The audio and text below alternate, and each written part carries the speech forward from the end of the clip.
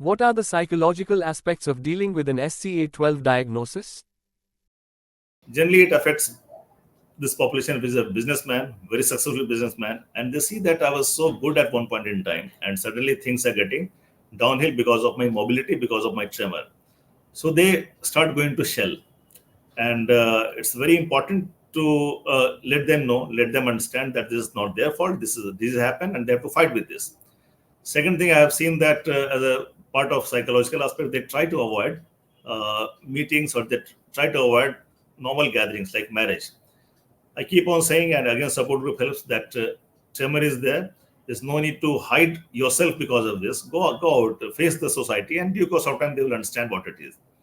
Then coming to the disease itself, initially it's a motor condition. Motor means tremor, motor means walking difficulty.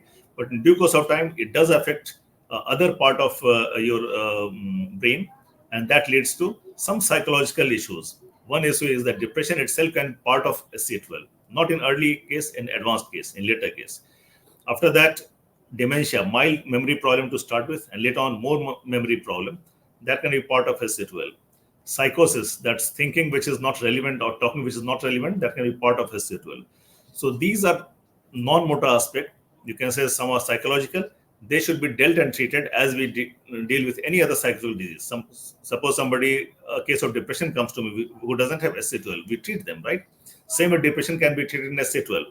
So we must understand that SCA12 can cause psychological issues secondarily because of motor problem, and primarily because it affects some part of brain, which can lead to psychological problem. In both the condition, medication treatments remains the same what we do in other conditions without SCA12. Because I see at least 200 patients with SCA12 in my OPD. I would say that answer is that females somehow they cope better.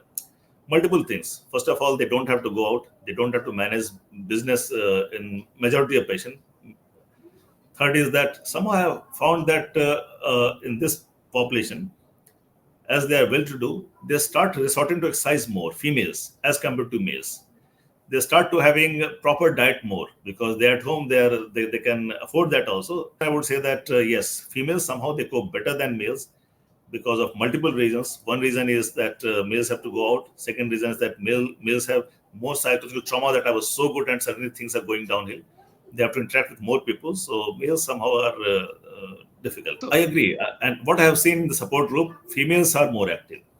Means females, those who are affected or those who are spouse of the patient, they are more active.